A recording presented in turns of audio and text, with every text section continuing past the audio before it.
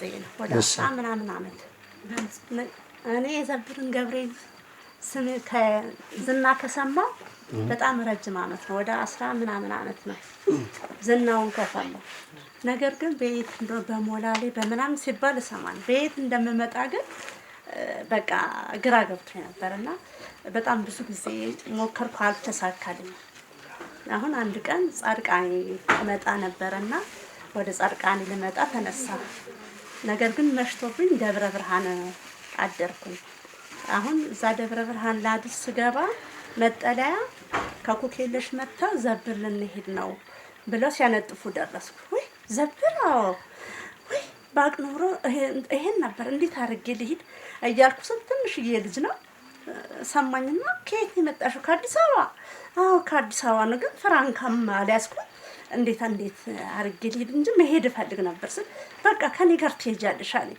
ትንሽ ልጅ ነው እንደው አልገመትኩትም እና ከኔ ጋር ትሄጃለሽ እኔ ከፍልልሻለሁ በቃ ተከፈልክልኝማ እሺ ግን ስንመለስ እሰጥሃለሁ በአካውንት ተከልክልሃለሁ አልኩትና እሱን ተከትለን መጣኛ ቆርጠን ያደርነው ስለዚህ 10 ሰዓት ወጥተን የምንሄደው ሳትቆርጡ አታገኙም አሉ እነዛም ይሄዱ ሰዎች በቃ እንሞክር እድላችንን እንሞክራለን እነሱ 10 ሰዓት ሲነሱ አብረን ተነሳን ልክ ከደብረ ብርሃን ስላሴ ስንወጣ ያው መናኸሪያው ቅርብ ነበር የዛ ጊዜና እዛ መናኸሪያ ጋር ስንደርስ የዘብር የምትሄዱ አለ ጎሽ አለና ለሁለታችንም ቆረጠ እሱ ለሁለታችንም ቆረጥንና መጣን እኔ ምንም አላሰብኩትም አንደኛ ነገር ስሙን የሰማሁት ግን 10 ምናምን አመት አልፎኛል ሁለተኛ እሱን እግዚአብሔር አዘዘልኝና መጣው ምንም አላልኩም ያው ጸሎት ሲደረግ መገበሪያው ምኑን ገዛና ጸሎት ሲደረግ አንድ እናት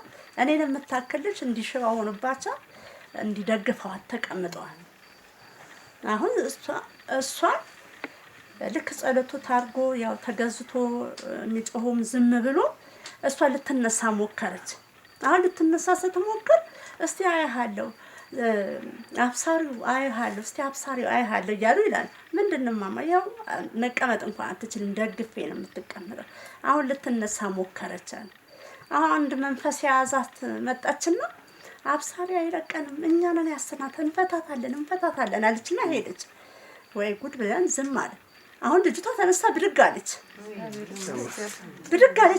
ሄደች እየተደገፈች ሄደችና መስቀል ተሳለመች አሁን መስከሩ ስንባል እኔና አንድ ልጅ መስከሩ እና ማየት ማመን ነው እውነት ነው በጣም ነው ይገርመኝና እኔ ምንም አላልኩ እንዴ ስዕሉስ አንተ ቅዱስ ግፍ ምን አለበት ለኔ ስራ በሰጠኝ ያልኩት የሷን ማዳን አይቼ እንጂ እኔ የሷን ማዳን አየሽና እንጀራ ስጠኝ ብለሽ ጥያቄ አቀረብሽ አሁን በተመለስኩኝ በሶስተኛው ቀን በ20 ተመልሼ 21 ነው በ22 ኦራይልን ልሳለም መጥቼ የሆነ ማስታወቂያ አየሁ ሳይ እዛው ካሳንችስ ነው ምናምን ይላል ሄድኩኝ ፈለኩ አጣሁትና የራሱ ጉዳይ ቢስመለስ ዞር ላለው አገኘሁት ቦታውን አሁን ስጋዋና ስጠይቅ ትችያለሽ ቶሎ ይዘሽ ነው ያለኝ ሩጭ ቀኑ አርብ ነው ትዝ ይለኛል የመጨረሻ ቀን ነው ሲሉ ተመልሼ ፈረንሳይ ነው ሰፈሬ ከካሳንችስ ፈረንሳይ ወጥቼ ዶክመንት ይዤ መጥቼ ተመዘገብኩ ወዲያው አርብ ተመዝግቤ ለሰኞ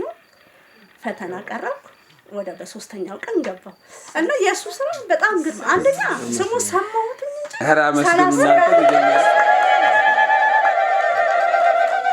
እንጂ ሰው እንደ ሰው አናግሩ እንጀራ መስጠት ቀላል ነው እንዴ እናንተ በደንብ አመስግኑት የሰው የማዳኑን የእግዚአብሔርን የማዳኑን ስራ አየች ባይኗ የዘብር ገብርኤልን መልጃ ፈጣን መልስ ተመለከተች ከዛ ምን ጠየቀች ለኔም እንጀራ ስጠኝ እምበላው አለች አዘገየባት አያችሁ አይደል አረ በደንብ አመስግኑ ከዛ በኋላ ሁለቴም ሶስቴም መጣው ለራሴ ማለት ነው ሁሉን አስተካከለን እግዚአብሔር ይመስገን አሁን ደግሞ በቤታችን ታናሽ ወንድም ያለ በጣም ብዙ ይለፋል የራሱን ይሞክራል ተቀጥሮም ይሰራል ምን ይላል ፍቄና እና ምንም አይሳካለት ምንም በቃ አሁን ደግሞ ትንሽ የራሱን ነገር ከፍቶ እንዲሁ ምንም ገበያ የለው በጣም ተቸግሯልና አሁን ጭራሹ ነው ወገቡንና እጁን ሸምቅቆ ያዘ። ሐኪም ቤትም ተባለ ምንም፣ ጸበልም ተባለ ምንም። አሁን በቃ እኔ መፎከር ያገኘሁና ለእኔማ እንጀራ ይሰጣል ለአንተም ሳይሰጥ አይቀርም። መጀመሪያ ግን ጤና ነው የሚበልጠውና ከጤና የሚበልጥ ነገር የለም ና እንሂድ ብዬ በግድ ጎትቼ ይዤ መጣሁ እና አሁንም አብሳሪ መልአክ ንጉሱ እሱን ጤናውን ሰጥቶ እንጀራውን ደግሞ ይግለጥለት። አሜን። ማነው ክርስትና ስሙ?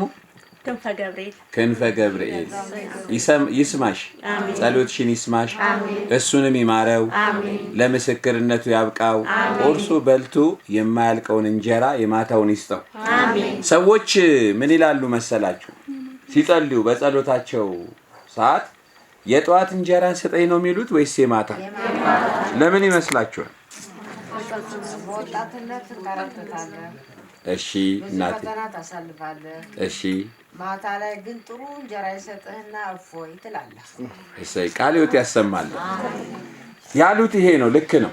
በወጣትነት ማንም ሰው ዘርፎ ጥሮ ግሮ ምን ይላል? ይበላል። ጉልበት ስላለው ኃይል ስላለው ይሮጣል። ነገር ግን አመሻሽ ላይ አይን ያዝ ያደርጋል። ጉልበት ምን ይሆናል? ይደክማል። አምላኬ ሆይ ይላሉ ሰው በመቅደሱ ቆሞ እባክህ የማታን እንጀራ ምን በለኝ ስጠኝ ብሎ ይለምናልና ለሁላችሁም በልታችሁ የማጨርሱትን እንጀራ ይስጣችሁ። አሜን። እሱም እንጀራውን ቆርሶ የሚበላበትን ልጆቹን የሚያሳድግበትን እንጀራ ይስጠው። ጤናውን ያድልልን። ሳምንት ወር ሳይል ደግሞ በዚች ቦታ ላይ ቆሞ ደግሞ ለምስክርነቱ ያብቃው። ቃል ሕይወት ያሰማል።